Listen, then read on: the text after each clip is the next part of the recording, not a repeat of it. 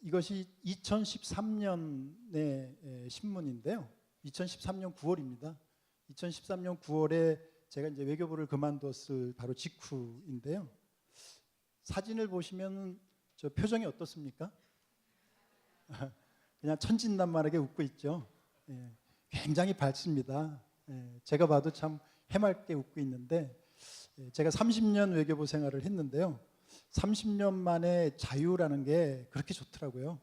그래서 굉장히 자유로운 입장에서 이제 학생들 데리고 대학에서 강의를 하고 글 쓰고 이렇게 지낸다 하는 기대에 부풀어 있을 때 사진입니다. 2013년 9월. 굉장히 해맑게 웃고 있어요. 근데 제가 그때 그만두고서 느낀 교훈이랄까요? 경험이 좀 있는데 몇 가지 소개를 해드리면, 뭔가 새로운 거를 잡으려면 지금 손에 쥐고 있는 걸 일단 놔야지 잡을 수 있다는 걸 깨달았어요. 그러니까 손에 뭐를 쥐고 있는데 손에 쥐고 있는 상태로 다른 거를 잡으려고 그러면 잡히지 않죠. 근데 뭔가 좀 다른 거를 새롭게 잡아보고 싶으면 손에 현재 쥐고 있는 거를 놓아야 비로소 잡을 수 있더라 하는 거를 제가 느꼈습니다. 그게 하나의 교훈이고요. 또 교훈이라기보다 굉장히 좋았던 거는요, 5년 동안 그렇게 글 쓰고 강의하고 살면서 굉장히 좋았던 게, 아무에게도 지시받지 않고 아무에게도 보고하지 않고 하는 생활이었던 것 같아요. 그래서 그게 직장 생활을 오래 했던 사람의 입장에서는 굉장히 신선했고 또 즐거웠었습니다. 그런데 제가 외교부에서 공무원 생활을 30년을 하다가 그만두고 민간인으로 돌아가서 해맑게 웃고 자유를 만끽하고 있지만, 내가 정말 이제 직장을 그만두었구나 라는 것을 사실은 피부로 굉장히 느낀 적이 한 번 있었습니다. 아직 잘 모르시겠죠. 혹시 뭐 사표를 내보신 분이 있으신지는 제가 잘 모르겠지만, 그래서 제가 이제 민간인의 생활을 시작을 했었고요. 이것은 금년도입니다. 2018년 12월 똑같이 이제 신문에 인터뷰를 한 기사인데 표정이 다르죠. 굉장히 딱딱해졌습니다. 그리고 어떤 분이 저를 보고 그러더라고요. 공무원보다 더 공무원스럽다고. 제가 봐도 이 해맑고 자유로운 표정이 이렇게 딱딱해졌구나. 그래서 사실은 제가 5년 동안 이제 동서대학교에서 가르치면서 한 3년 차, 4년 차가 될 때 공무원물이 조금씩 빠지는구나. 그걸 제가 스스로 느끼기 시작했었어요.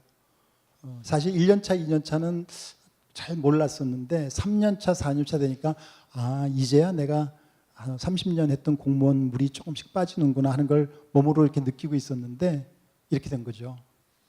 그래서 제가 다시 이 딱딱한 공무원을 시작을 하게 됐습니다. 그래서 제가 이렇게 바깥에서 있으면서 5년 동안에 보면서 또 체험하면서 느꼈던 그런 우리 한국 외교에 대한 이야기, 그것을 오늘 간단하게 좀 소개를 해드리려고 생각을 합니다.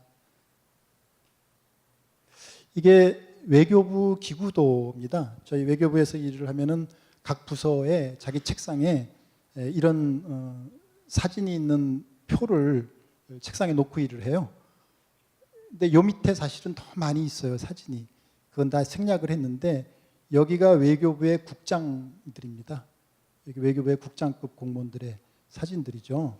그다음에 여기가 이제 차관복급 1급이라 그러는데요. 차관복급 실장급이고요.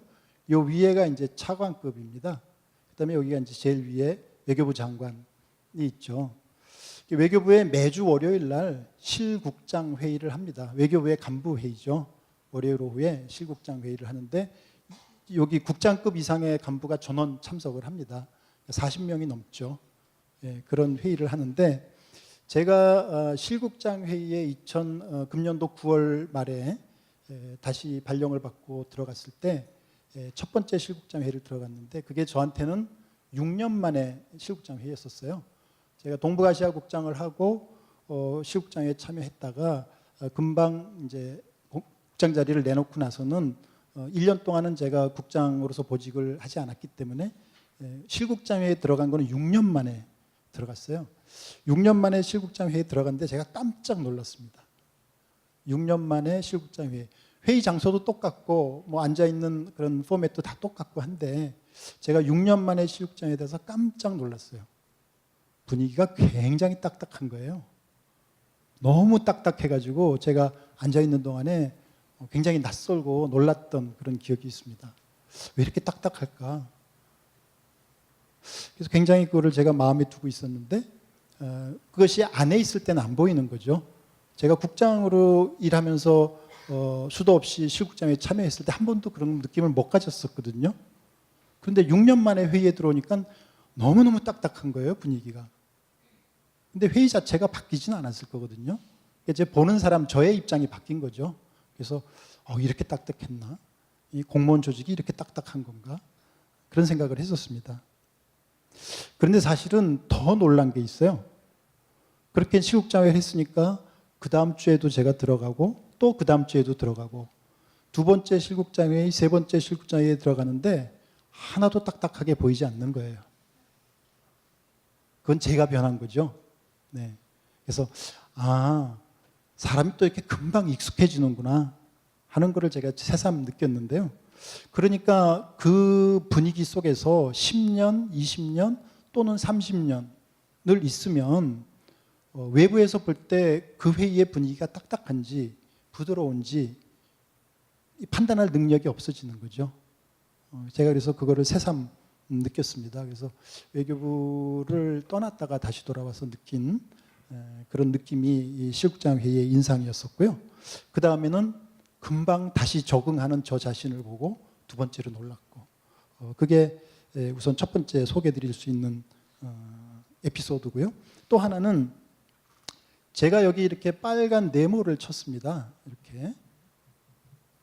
이 빨간 네모는 무슨 의미냐 하면 저 실국장 회의에 참석하는 member들 40명이 넘는데요. 그 중에 외교부 출신이 아닌 사람, 외교부 외부에서 온 간부가 4명. 장관님까지 치면 5명이네요. 그죠? 예. 그래서 5명이 외부에서, 외교부가 아닌 외부에서 온 분입니다. 어떤 분들은 타 부처에서 이 분은 이제 행정안전부에서 오신 분이고, 요 분은 국회 쪽에서 오신 분이고, 요 분은 학계에서 오신 분이고, 요 분은 감사원에서 오셨어요.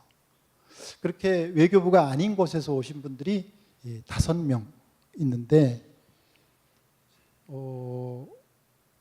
뭐라 그럴까요? 굉장히 적다고 볼 수 있죠. 40명이 넘는 인원 중에 5명이 외부에서 오는 인원이다라고 하면 사실은 그 비중은 굉장히 적다고 볼 수 있습니다. 그래서 저렇게 적다가 보면은 나머지 인원들은 주로 외교부의 내부의 시험을 통해서 선발된 분들이 쭉 경력을 쌓으면서 올라온 간부들이죠. 그렇다 보면 굉장히 동질적이에요. 굉장히 동질적인데 그 동질적인 분들이 오래 모여서 일을 하다 보면 뭔가 이렇게 뭐랄까요? 단결이 될 수도 있겠지만 다른 의미에서는 약간 사회의 다른 집단이나 이런 부처들로부터는 좀 고립되는 경향이 있겠죠. 그리고 그러다 보면 좋은 점도 있겠지만 제가 보기에는 그럼으로 인해서 흐름에 뒤처지는 그런 문제점이 있다고 봅니다. 그리고 또 일반적인 다른 부처, 조직 또는 사회 일반의 눈높이와 조금 거리감이 생기는, 일치하지 않는 그런 문제점도 있지 않을까 그렇게 생각을 하는 거죠. 자, 여기 세 분의 얼굴 사진을 제가 가져왔는데요. 맨 왼쪽에 계시면 너무 잘 아시죠? 네, 반기문 유엔 사무총장님이시고 두 번째 분은 강경화 외교부 장관이죠. 세 번째 분 누구신지 아세요? 네, 세 번째 분은 이제 산업통상자원부의 김현종 통상교섭 본부장입니다. 그래서 이 세 분의 사진을 제가 가지고 왔는데 우리나라의 대표적인 외교 통상 업무의 가장 간판 스타 같은 그런 분들이죠.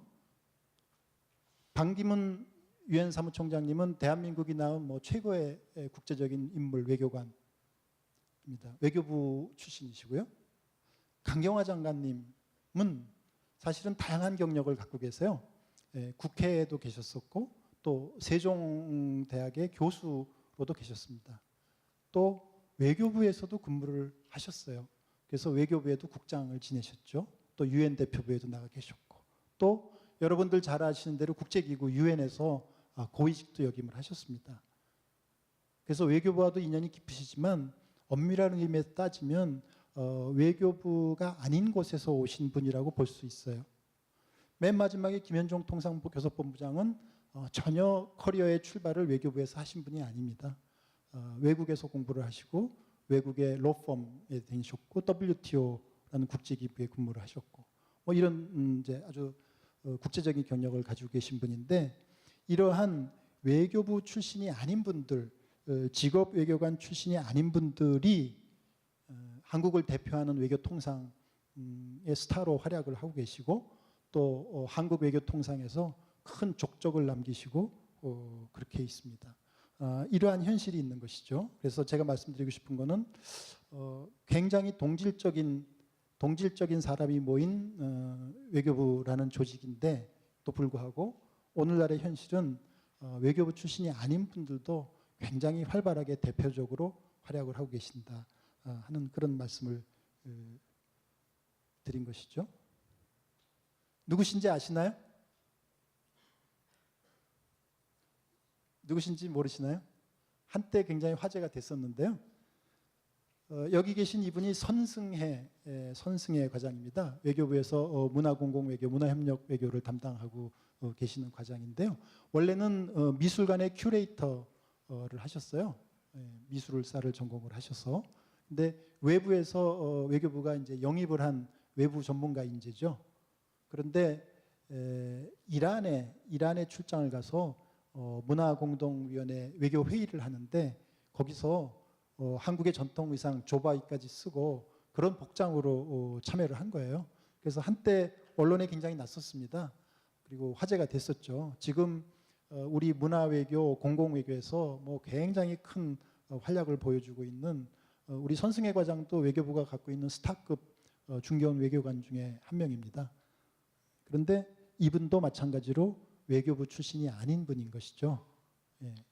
그래서 비외교부의 전문가 분들이 외교 현장에서 굉장히 활약을 많이 하고 계시다.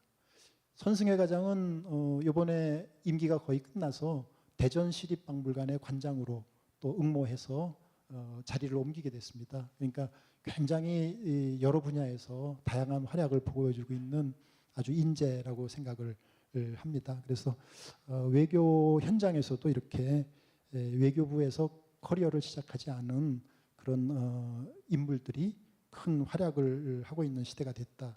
그래서 오늘 이 자리에 오신 우리 여러분들, 특히 젊은 분들, 학생분들도 외교에 관심이 많으시고 국제관계에 관심이 많으신 분들이라고 생각을 합니다. 그런데 언젠가 외교 업무, 외교 현장에서 한번 활약해보고 싶다 이런 꿈을 가지신 분도 있으실 텐데요. 뭐 꼭 처음부터 외교관 후보자로 시작을 하지 않으셔도 여러분들이 활약하시는 미래에는 어느 분야에서든지 전문성을 가지시고 열심히 노력을 하시면 다양한 형태로 외교 현장에서 또 한번 활약하실 기회는 저는 굉장히 점점 더 많아지는 그런 시대가 이미 되었다고 그렇게 생각을 합니다. 그런 말씀을 제가 드리고 싶고요. 이거는 최근에 제가 스크랩을 한 건데요.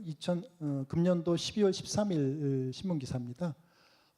서울공대에서 그 스타트업 기업을 육성을 해서 예산 지원을 하고 한 프로젝트가 있었는데 거기에서 파격적으로 서울대가 하는 사업임에도 불구하고 서울대가 아닌 스타트업 기업들을 많이 선발을 해서 투자를 했다는 것이죠. 근데 결과가 굉장히 성공적이었다는 기사예요. 그러니까 다시 말씀드리면 서울대의 프로젝트니까 서울대만 국한을 하지 않고 과감하게 문호를 개방을 해서 비서울대의 프로젝트들도 많이 선발을 해서 지원을 했더니 성과가 굉장히 좋더라 하는 그런 뉴스였었습니다. 다시 말하면 더 좋은 성과를 얻으려면 개방을 하는 것이 맞다는 그런 교훈이라고 볼 수 있는 것이죠. 오늘날 시대는 결국 개방성이 화제가 아닐까. 그래서 더 좋은 성과를 얻기 위해서 어떤 틀에 박힌 그런 벽이나 분야에 너무 구애받지 않고 그거를 좀 과감하게 터서 서로 경쟁하고 장점을 취하는 그런 시대라고 생각을 합니다. 자, 그래서 제가 지금까지 말씀드린 말씀의 주제는 결국은 전문가 또는 비전문가 이런 얘기로 지금 정리가 될 수 있겠는데요. 외교라는 업무가 국가 중심의 외교에서 국가가 아니라 NGO라든지 국가가 아닌 형태의 조직으로 외교의 주체가 확대되고 있다 하는 얘기는 학교에서 배우시면서 많이 들어보셨을 거예요. 그건 뭐 이미 정착되어 있는 일이라고 말씀을 드릴 수 있겠고요. 또 한 가지 말씀드릴 수 있는 것은 외교의 주체가 더 이상 전문가의 영역에 머무르지 않고 비전문가에게까지로 확대됐다. 그렇게 제가 말씀을 드릴 수가 있겠습니다. 그래서 처음부터 외교 업무를 시작하지 않았던 그러한 외교 분야의 비전문가라 하더라도 얼마든지 잘할 수 있는 시대가 되고 있다. 뭐 그렇게 말씀을 드릴 수가 있겠습니다. 그리고 서울공대 실험에서도 보듯이 더 좋은 성과를 얻으려면 섞여서 일하는 것이 훨씬 효과적이다. 너무 동질적인 집단만 가지고 일을 하는 것보다는 다양한 출신 성분의 다양한 전문 분야의 사람들이 섞여서 그렇게 일을 하고 경쟁을 해야 더 좋은 성과가 날 수 있다. 이미 그런 시대가 되었다라고 말씀을 드릴 수 있겠습니다. 다시 말씀드리면 외교라는 업무가 더 이상 직업 외교관의 전유물이던 시대는 지나가고 있다. 이렇게 말씀을 드릴 수가 있겠습니다. 그런데 여러분 한번 보시죠. 이거는 유명한 해럴드 니콜슨이 외교론이라는 책에 쓴 이야기입니다. 국민들은 국제 문제에서 무지하기 때문에 또 무책임하기 때문에 민주적인 외교를 한다는 데에는 많은 위험이 도사리고 있다. 비합리적이고 변덕스러운 국민 여론의 외교가 휘둘려서는 안 된다. 그리고 전문성과 책임의식을 갖춘 정부기관이 외교를 이끌어야 한다. 다시 말하면 니콜슨이 한 얘기는 외교는 비합리적인 국민 여론에 좌우되면 안 되고 또 전문적인 집단이 맡아서 외교를 전담해야 된다. 이런 얘기를 강조한 거라고 보시면 되겠습니다. 그런데 제가 지금까지 한 얘기하고 다르죠. 저는 지금까지 이 비전문가도 활약하는 시대가 됐다. 오히려 더 좋은 성과를 얻으려면 섞여서 일하는 것이 필요하다. 이 말씀을 드렸는데 전문가들이 전담을 해야 된다는 얘기를 하고 있는 것입니다. 그런데 해럴드 니콜슨이 이 책을 쓴 건 1939년이에요. 1939년입니다. 70년도 넘은 이야기죠. 80년 정도. 그래서 시대가 많이 변한 거죠. 네, 시대가 많이 변했습니다. 시대가 많이 변해서 이미 전문가가 아닌 사람들이 외교 현장에서 훌륭한 활동을 하고 있는 그런 시대가 됐는데 외교부에 같은 경우에는 아직도 외부에서 들어온 인재들의 비중이 그리 높지 않다. 이런 말씀을 드리는 것이죠. 그러면 더 좋은 성과를 위해서는 더 적극적으로 섞여서 일을 하고 또 외교부의 전문가 관료들이 이 외부의 다른 기관에 다른 부서에 적극적으로 나가서 또 그런 현장에서 일을 해보고 하는 그런 노력이 반드시 필요하다. 저는 이렇게 생각을 합니다. 그리고 그러한 것들이 제가 안에 있을 때는 별로 보이지 않았어요. 제가 안에 있을 때는 별로 느끼지 못했었어요. 마치 제가 실국장에 들어와서 굉장히 딱딱해서 놀랐던 것이 2주일, 3주일 되니까 하나도 딱딱하지 않게 느끼는 것처럼 그 속에서 오래 동질적인 사람들과 일을 하다 보면 잘 보이지 않았어요. 그런 것들이 외부에 나가서 비로소 보이기 시작한 것. 그것을 말씀을 드리는 것입니다. 여러분들 전공에 따라 다르겠지만 이 투레벨 게임 시어리라는 말씀을 들어보신 분들도 계실 거예요. 양면 게임 이론인데요.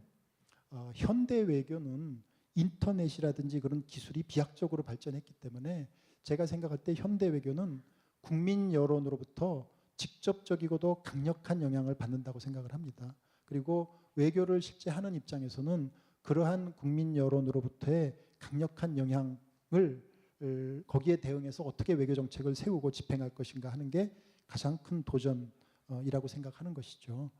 그런데 이 투레벨 게임 시어리는 잘 아시는 것처럼 외교가 외국 정부와 협상을 잘해서 조약을 체결하거나 협상을 타결하거나 외국 정부하고만 잘해서 끝나는 것이 아니라 아무리 외국 정부와 외교 협상을 잘해도 그 결과를 가지고 와서 국내적으로 설명하고 국내 여론의 동의를 얻고 국내 이해관계자들로부터 납득을 받지 않으면 그 외교는 성공하지 못하고 결국 국내적으로 이행도 되기 어렵다 하는 문제를 굉장히 간략하게 지적한 것이 투레벨 게임 시어리입니다. 그러니까 외교는 외국 정부와의 게임만이 있는 것이 아니라 국내를 설득하고 국내의 이익을 정당하게 대변하는 그 두 번째 단계의 게임도 동시에 있다는 것이고 두 가지 차원의 게임을 다 성공적으로 수행하지 않으면 성공적인 외교를 할 수 없다. 막 그런 얘기인데 오늘날 시대에 너무나 잘 맞는 이야기인 것 같습니다. 그리고 외교는 더 이상 독립된 영역이라기보다는 국내 정치의 연장선상이고 국내 정치와 점점 구별이 없어지고 있는 그것이 뭐 하루가 다르게 국제사회에서 어느 나라도 예외 없이 그러한 현상을 보여주고 있는 것 같습니다. 그래서 투레벨 게임 시어리가 정말로 다들 한번 생각해 볼 만한 생각해 보아야 할 그런 시대가 되었다. 이렇게 말씀을 드릴 수가 있겠습니다.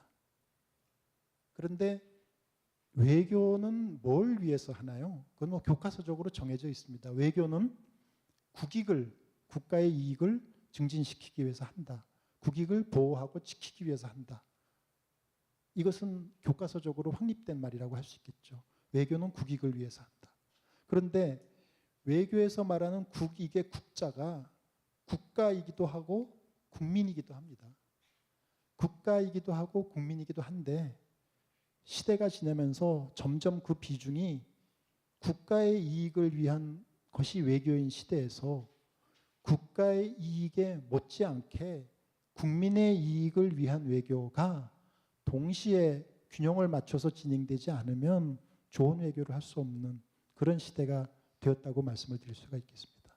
그래서 국가의 이익에 너무 치중하다 보면 그것은 바로 외교 업무를 오래 담당한 전문가 집단의 함정에 빠질 수가 있는 것이죠.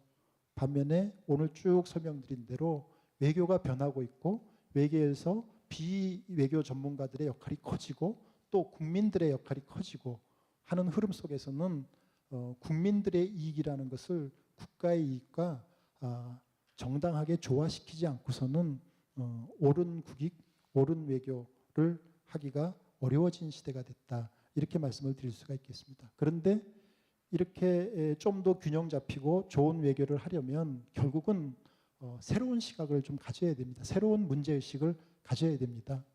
외교를 쭉 전담을 하던 전문가 집단에서는 지금 설명드린 대로 외교의 환경과 외교를 하는 시대가 많이 변했다 하는 의식을 가져서 이 국민들의 이익이 반영된다는 시각을 조금 더 민감하게 느끼고 문제의식을 가져야 되고 반면에 여러분들을 포함해서 국민들은 자신들의 의견, 자신들의 행동이 국가의 외교에 직접적이고 강력한 영향을 미친다는 것을 스스로 느끼고 그렇다면 단순한 방관자가 아니라 스스로의 의견이나 판단이나 또는 SNS나 인터넷을 통한 여러 가지 의견의 제시가 뭔가 외교에 직결되기 때문에 그에 상응하는 문제의식을 동시에 또 가져주실 필요가 있다. 저는 그래서 외교를 담당하는 전문가 집단과 또 외교를 바라보시는 국민들이 둘 다 다른 각도에서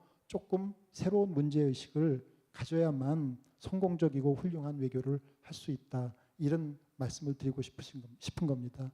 특히 이 현대 외교에서 점점 더 강력한 영향력을 갖고 계시는 국민들의 입장에서는 자기의 입장, 자기 나라, 우리나라의 입장만이 아니라 외교에는 흔히 상대방이 있다고 하지 않습니까? 상대방의 입장, 상대방의 논리 또는 우리가 객관적으로 처한 상황 대한 그런 이해하려는 노력도 동시에 한 번쯤은 생각해 보실 필요가 있다. 그것이 우리가 성공하는 외교를 하는 길이다. 이런 말씀을 드리고 싶고요. 제가 끝으로 동영상을 하나 보여드리겠습니다. 짧은 동영상이니까 한번 같이 보시죠. Event seen from one point of view gives one impression.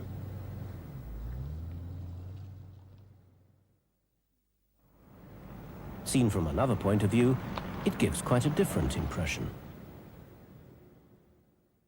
But it's only when you get the whole picture you can fully understand what's going on.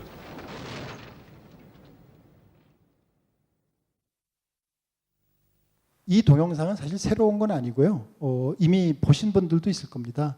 이거는 더 가디언이라는 그런 언론기관에서 일종의 홍보 동영상인데요.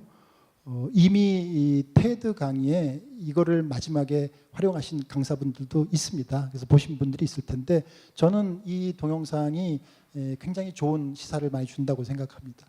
처음에 스킨헤드를 하고 잠바를 입은 젊은 청년이 막 뛰어올 때 아까도 자기 가방을 가지고 긴장하면서 뭔가를 방어하려고 하는, 그러니까 강도를 하려는 것으로 보이죠. 강도를 하는 걸 보시지만 시각을 갖고서 다른 시점에서 보면 사실은 그 사람을 위에서 떨어지는 벽돌로부터 보호하려고 달려가서 밀쳐주는 것인데 그것을 보는 각도에 따라서는 강도를 하려는 모습으로 보일 수가 있는 것이죠. 그래서 제가 마지막으로 말씀드렸던 국민 여러분들도 외교의 주체가 되고 있다는 시대에 나의 입장, 우리나라의 입장뿐만 아니라 상대방의 상황, 상대방의 입장, 상대방이 무슨 생각을 하고 있는지 또는 우리가 처한 객관적인 상황 속에서의 우리 위치는 어딘지 그런 것을 조금 전에 가디언의 동영상이 보여줬듯이 조금 더 종합적인 시각에서 한번 봐주시려는 그 문제의식만 가져주셔도 우리가 훨씬 더 성공하는 외교를 하는데 도움이 될 거다 하는 말씀을 제가 외교 현장을 떠났다가 보아서 느낀 것을 토대로 여러분들께 말씀을 드리고 싶었습니다. 감사합니다.